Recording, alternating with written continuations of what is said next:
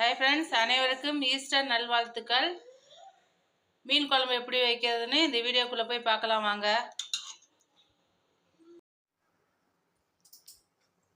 Hi friends, இப்போ மீன் குழம்பு எப்படி வைக்கலான்னு பார்க்கலாம். ஃபஸ்ட்டு மீன் 1 கிலோ எடுத்துக்கிறேன். அதை நல்லா கழுவிட்டு அதுக்கு ஒரு மசாலா ரெடி பண்ணிடலாம். உப்பு கொஞ்சம்,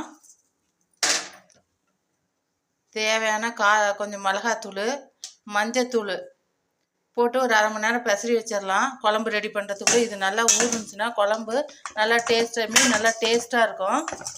நல்லா இப்போ கலந்து விட்டு ஒரு அரை மணி நேரம் ஊற வச்சிடலாம். அதுக்குள்ளே குழம்புக்கு ரெடி பண்ணிடலாம்.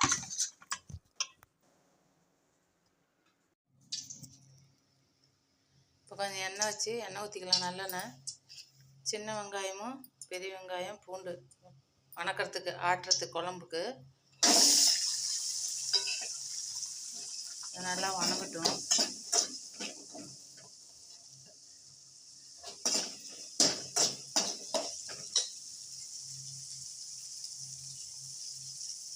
வணங்க கொஞ்சம் உப்பு போட்டுக்கலாம்.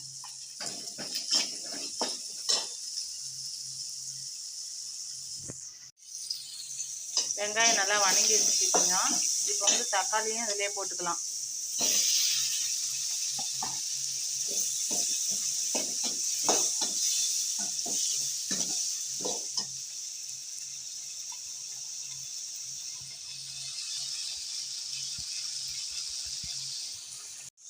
தக்காளி நல்லா வணங்கிடுச்சு. இப்போ கொத்தமல்லி தூள் இதிலே போட்டு பச்சை வாசனை போகிற அளவு வணக்கி ஆற வச்சு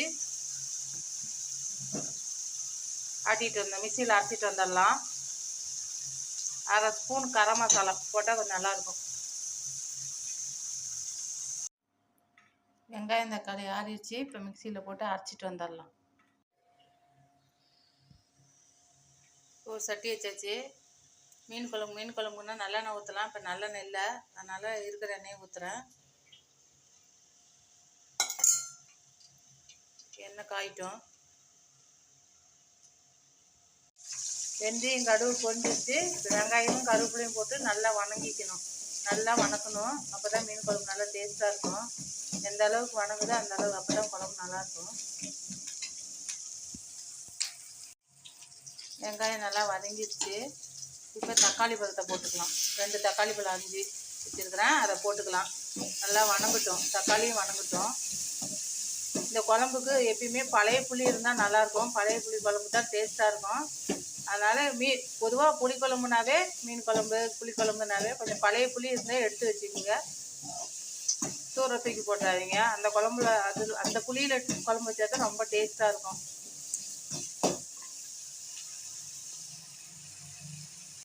இப்போ நல்லா வணங்கிடுச்சு. இப்போ நம்ம அரைச்சி வச்ச பேஸ்ட்டை ஊற்றிக்கலாம். தக்காளி, வெங்காயம், கொத்தமல்லி தூள் வணக்கி ஆட்டினதை இந்த பேஸ்ட்டை இதோட ஊற்றிக்கலாம். கொஞ்சம் வணங்கட்டும்.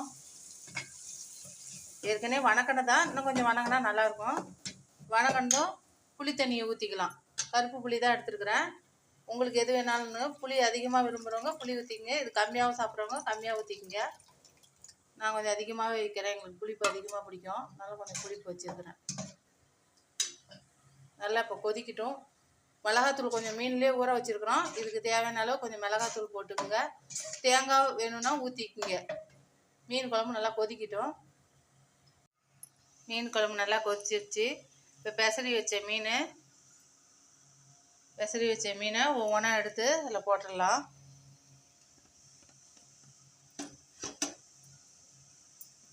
ஒரு கொதி தான் விடணும், இல்லை மீன் குழன்றும்.